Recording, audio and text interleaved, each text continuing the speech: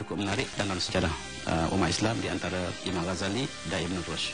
Kedua-duanya tokoh yang sangat besar, yang kadang-kadang satu tidak memahami yang lain. Yang satu bercakap dengan bahasa Sufism, bahasa tasawuf, yang satu bercakap dengan bahasa falsafah. Yang kedua-duanya mempunyai pengikut yang ramai. Yang kedua-duanya bertembung antara satu sama lain. Dan ketika itu kita lihat Al-Ghazali menulis buku yang mengatakan sebuah buku yang bertajuk Tahafut Al-Falasifah.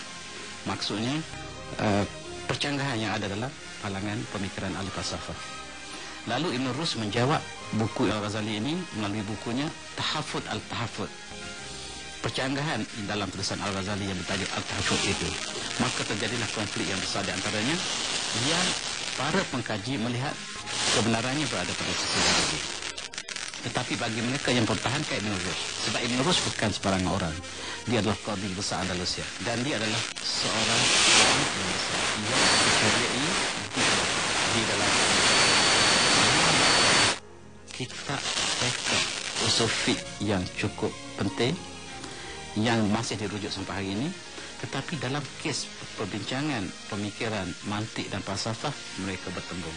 Ada yang mengatakan dari segi istilah, saya bagi contoh, dalam Al-Quran jelas bumi diciptakan Allah SWT. Bermaksud bumi adalah, alam ini adalah disebut sebagai hadis, baru. Maksudnya alam ini adalah baru. Tetapi kumpulan yang satu lagi, kumpulan yang dikaitkan dengan ilmu besar, pasti apakah Ibn Rushd mengatakan demikian ataupun kumpulan yang mengatakan demikian, dia mengatakan alam ini qadim. Tentulah kafir jawabnya. Tetapi dia mencakap dalam bahasa yang berbeza. Dia mengatakan alam ini qadim dalam ilmu Allah. Jadi perkara yang seperti ini tak bolehlah kita nak bahas secara luaran, sebab mereka menggunakan istilah yang berbeza, pengertian yang berbeza, dan kadang-kadang mereka menggunakan bahasa yang bersimbolik. Seperti ini ada perkara yang jelas yang menjadi pertikaian, antaranya mereka berbincang tentang sifat Allah. Mereka menghubungkan sifat Allah dengan space and time. Apakah Allah menepati sebagaimana yang lain? Tentu tidak. Apakah Allah tidak bersifat laisa kamitslihi syai'un fil ardi wala fis sama'? Allah tidak serupa dengan apapun di langit dan bumi. Dan oleh sebab itu Allah tidak menepati salah apapun sifat yang dihubungkan dengan makhluk. Umpamanya tahayyuz. Tahayyuz ini dalam konteks sekarang kita sebut sebagai space and time. Maksudnya ruang yang dipenuhi, yang dikaitkan dengan masa. Timbul persoalan lain, apakah masa dan space dapat dipisahkan? Ini menimbulkan perbincangan fizik moden hari ini. Dan kalau kita lihat kembali ke belakang, kita dapati bahawa perbincangan, perbahasan di antara Al-Ghazali dengan Ibn Rushd ini perbahasan yang sangat tinggi nilainya. Walaupun terdapat konflik yang besar ketika perbincangan tersebut, tetapi akibat daripada perbincangan ini, maka timbulnya beberapa pemikiran selepas di dalam fizik, dalam kimia dan sebagainya. Sebagai contoh yang lain, mereka berbincang tentang atom. Soalannya adalah satu objek kalau kita pecahkan dua, lepas tu kita pecahkan lagi, yang pecah tadi kita pecah dua lagi, kita pecah dua lagi, kita pecah dua lagi, kita pecah dua lagi, apakah berakhir dengan satu juzuk yang lepas itu kita tak boleh nak pecahkan lagi? Itu soalannya. Maka kata Ibn Rushd, kita boleh pecahkan lagi. Dan kumpulan-kumpulan yang ahli falsafah kata boleh kita pecahkan lagi. Tidak boleh secara praktikal, tetapi boleh secara teori.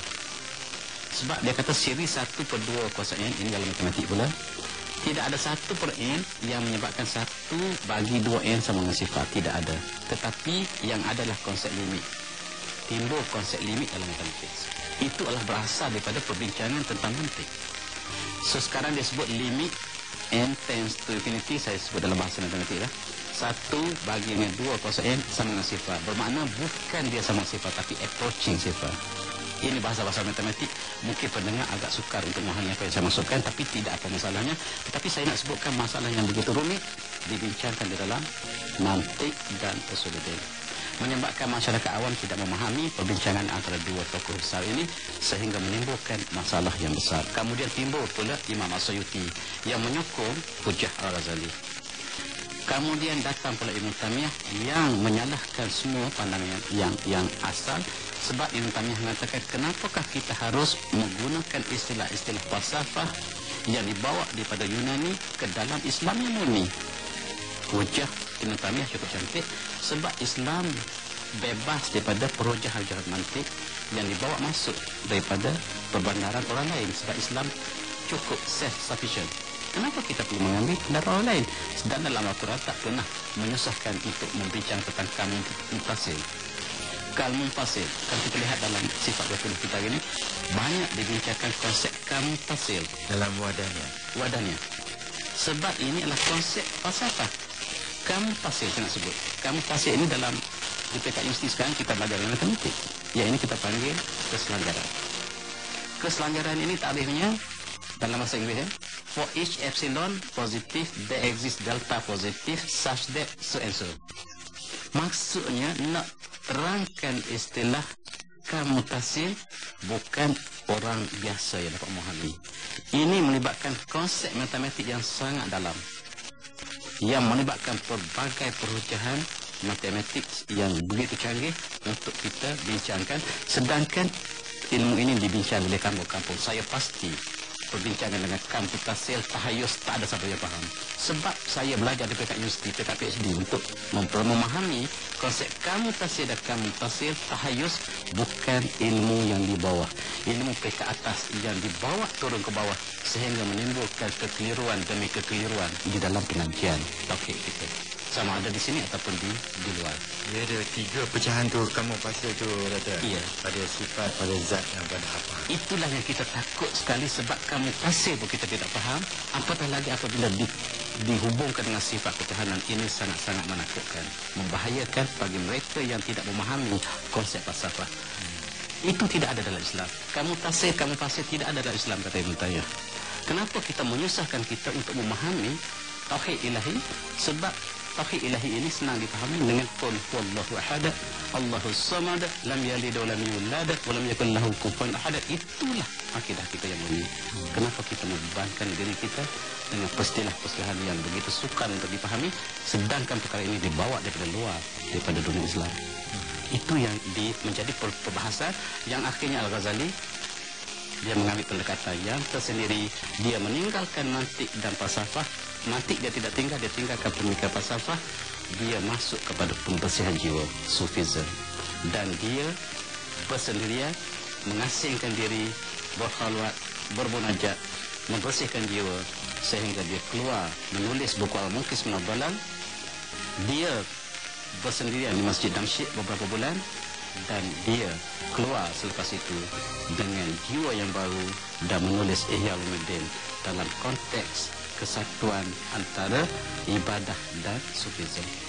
Penghayatan pembersihan jiwa, akidah dan ibadah disatukan dalam satu volume, iaitu Ihya Ulumuddin. Itulah menyebabkan kekuatan kitab ini ialah kerana memadukan tiga-tiga aspek itu ke dalam satu kitab yang satu.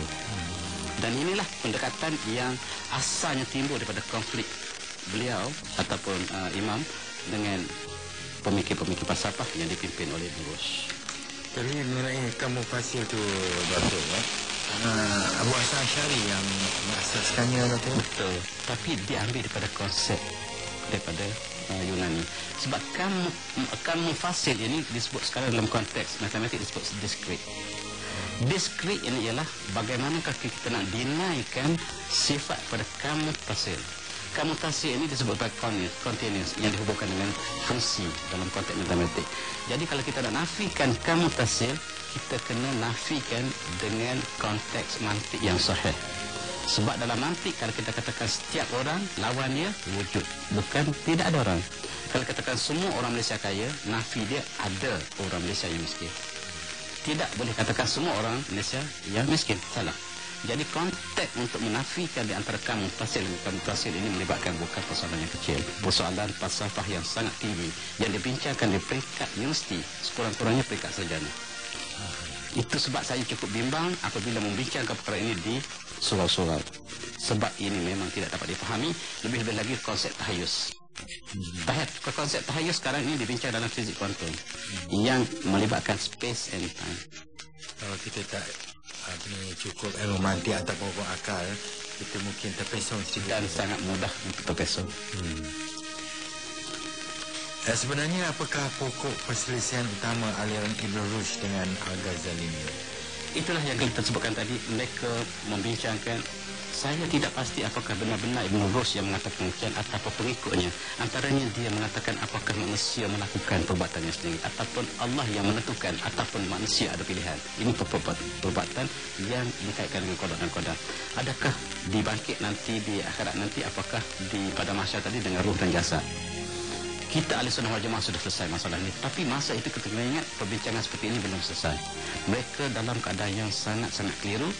Dan apakah sebab mesti menimbulkan akibat, ataupun sebab dan akibat ini kelaziman sahaja berlaku demikian, ataupun tidak ada hubungan dalam kes konteks mukjizat ini dibincangkan secara panjang lebar di antara dua kumpulan ini. Yang satu lagi, apakah Tuhan mengetahui segala-galanya? Sebab ahli falsafah mengatakan Tuhan ini dia tahu yang juz'i, dia tak tahu yang kulli.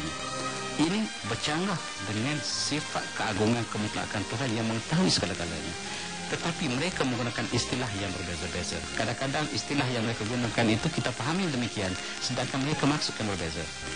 Kita boleh bandingkan dengan alam Melayu di antara perbahasan di antara Hamzah Pansuri dengan Nuruddin Aroni tentang martabat tujuh, tentang sifat wahdatul wujud dan sebagainya. Ini dibincangkan panjang lebar. Yang satu mengkafirkan yang satu lagi. Tetapi apabila mereka melihat hujah yang diberikan kedua-duanya, maka yang dipahaminya bukan yang dimaksudkan itu. Yang dipahami daripada luaran itu berbeza. Umpamanya kata Hamzah Pansuri, aku mencari Tuhan. Ini saja ada. Ku cari di Ka'bah, tidak kutemui. Kutemui di gerobokku sendiri. Dia tidak maksudkan dengan maksud yang biasa. Maksud ketuhanan itu dia sifat ilmu yang dicapai apabila kita mencapai ilmu tertentu. Itu sebab dia kata aku ke Kaabah, aku cari Tuhan, aku tidak temui. Akhirnya aku temui di pondokku sendiri. Maksudnya jangan kita faham dalam konteks yang biasa. Dia adalah simbolisme dalam pada perasaan dia sendiri, yang dia yang memahami perkataan itu. Kalau kita tafsir dengan bahasa kita, tentulah kita akan terpesong. Dan untuk memahami kaedah-kaedah itu timbullah konflik, dan konflik yang berlaku di alam Melayu ini sebahagian daripada konflik yang berlaku di antara pemikir-pemikir besar kita di dalam tamadun Islam yang lepas. Tetapi di Aceh, Doktor, Hamzah Pansuri tidak dikenali. Hamzah Pansuri dikutuk sebagai golongan yang sesat, dan yang memberi fatwa itu ialah Nuruddin Aroni. Dan Nuruddin Aroni ini mendapat tempat sebagai mufti atau sebagai qadi kepada raja-raja yang bertakhta, dan dia mendapat kuasa politik. Dan kumpulan Hamzah Pansuri dipersalahkan, kitab-kitabnya dimusnahkan, dibakar, dan kumpulannya seperti yang dibunuh seperti Saiful Rijal dan lain-lain. Dan ini adalah di antara sebagaimana konflik yang berlaku dalam masyarakat yang barangkali kita tidak dapat memahami sepenuhnya daripada kata zahir ini. Sebab mereka bercakap dalam bahasa zahir tetapi maksudnya lain. Itu sebab kita tak boleh nak bincangkan secara terbuka seperti ini, dan oleh sebab itu dia memerlukan kepada tajuk yang khusus untuk bincangkan persoalan-persoalan yang sangat sensitif itu. Lebih-lebih lagi apabila melibatkan dengan martabat tujuh, yang melibatkan dengan wahdatul wujud. Perkara-perkara ini di luar daripada bahasa biasa, bahasa perlambangan yang kadang-kadang dia memaksudnya dia lain daripada apa yang kita fahami. Saya dia orang sastra dan seorang sufism yang bercakap dengan hati, bukan bercakap dengan lidah seperti kita. Kita melihat semua peristiwa yang berlaku dalam alam semesta ini berlaku secara teratur dan harmoni yang ditentukan oleh Allah Subhanahu Wa Taala. Maka Tuhanlah menjadi penyebab sebenar peristiwa tabi'i tersebut. Benarkah begitu? Iya, sebab inilah yang menimbulkan konflik antaranya. Sebab kita tak dapat melihat sebab yang sebenarnya. Kita hanya dapat melihat sebab yang terdekat. Imam Ghazali pernah membuat satu analogi, satu kiasan. Dia kata seekor semut sedang merayak-rayak di atas kertas, dan seorang sedang menulis, barangkali dia sendiri. Lalu orang bertanya pada semut, apakah sebab terjadinya tulisan itu? Semut yang kecil, yang kerdil ini tak dapat melihat penulisnya. Dia kata pen lah yang menyebabkan terjadinya tulisan tersebut. Sebab semut yang kecil ini hanya melihat sebab yang terdekat. Dia tak dapat lihat sebab yang sebenarnya, yakni Imam Ghazali yang sedang menulis. Kalau saya nak buat analogi yang moden hari ini, macam kita main bola bowling. Kita baling bola yang hitam tu ke kena pin yang putih, jatuh dia. Kalau kita tanya soalan yang sama, apakah sebab pin yang putih itu jatuh? Bagi orang barat, dia sebut yang menjatuhkan pin itu ialah bola. Sebab dia lihat sebab yang dekat saja. Sebenarnya bola itu tak penting. Bola itu ejen kepada pemain. Oleh sebab itu bila menang nanti, yang dapat hadiah bukan bola, tetapi pemainnya. Ini analogi yang mudah yang Al-Ghazali bagi supaya kita faham bahawa kita kadang-kadang terperangkap dengan sebab yang dekat. Kita makan, kita kenyang. Kita kata sebab nasi dah yang mengenyangkan kita. Salah. Sebab itu bola hitamnya baru. Bukan pemain lagi. Yang mengenyangkan kita adalah Allah SWT. Sebab yang sebenarnya. Inilah yang timbulnya perdebatan bagi antara mereka yang melihat sebab yang terakhir, yang sebenar, yang sebenar-benarnya, yang mutlak ialah Allah SWT segala peristiwa. Yang satu lagi melihat sebab yang terdekat, makan pil, sihat. Pil lah yang menyebabkan sihat. Salah. Sebab itu bola baru, bola hitam yang sentuh pin baru. Yang sebenarnya adalah Allah SWT yang menyembuhkan. Ejen dia tak penting. Tanpa ejen pun boleh berlaku dalam kes mukjizat dan sebagainya. Tetapi Allah melakukan sunnatullahnya ke atas perbuatan hamba-hambanya di sini supaya kita senang hidup. Kalau kita pergi sekali dalam air, kita tenggelam. Sekali kita pergi, kita timbul, susah kita hidup. Jadi Allah, sunnatullah, kita masuk dalam air, kita tenggelam. Nak timbul, kena cari alat. Itu sunnatullah. Dan inilah yang dihujahkan dalam peristiwa sebab dan akibat. Dan oleh sebab itu kita dapat lihat Qarun pun salah dalam perujahan. Qarun dapat harta yang banyak pada ketika Nabi Musa. Dia mengatakan, harta ini saya dapat daripada kepandaian ilmu ekonomi makro saya. Daripada kebijakan saya, daripada ilmu saya, maka saya boleh harta. Dia lupa bahawa itu ialah bola yang menyentuh pin putih, bukan pemainnya. Yang memberi kekayaannya adalah Allah SWT. Dia lupa sebab itu, dan oleh sebab itu dia melakukan keburukan sehingga dia ditenggelamkan oleh bumi oleh kerana dia berhujah dengan sebab yang terdekat.